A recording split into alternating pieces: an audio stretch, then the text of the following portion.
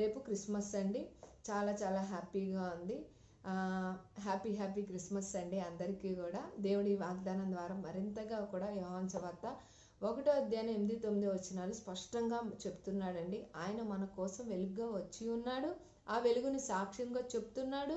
మరి ముఖ్యంగా ఆయన ఆ వెలుగుగా ఉండెను, అది లోకముకు వచ్చుచు ప్రతి మనిషిని వెలిగించును. ఆ వెలుగు మనల్ని అందరినీ వెలిగిస్తుంది. కాబట్టి మనం ఈ రకంగా ఎంతో సంతోషంగా క్రిస్మస్ ఎంతో హ్యాపీగా జరుపుకుంటున్నాము. క్రిస్మస్ అంటే స్టారో లేదంటే ఇంకా చెప్పాలి అంటే ఏదో ఆ వెలుగులు కాదండి, స్టార్ ద్వారా కాదండి. మనం స్టార్ పెట్టుకుంటాము, క్రిస్మస్ ట్రీ పెట్టుకుంటాం, కానీ వాటిల్లో అంటే మనం ఒక సెలబ్రేషన్గా ఒక డెకరేషన్ కోసం చేసుకుంటాం అంతే. కానీ నిజమైన వెలుగు ఎవరండి? ప్రభువైన యేసుక్రీస్తు వారు. ఆ వెలుగు ఏమై ఉన్నాడు? మనందరికీ కూడా వెలుగుగా పంచడానికి వచ్చి ఉన్నాడు. ప్రతి మనిషిని వెలిగించడానికి వచ్చి ఉన్నాడు. నిజమే కదండి. ఆయన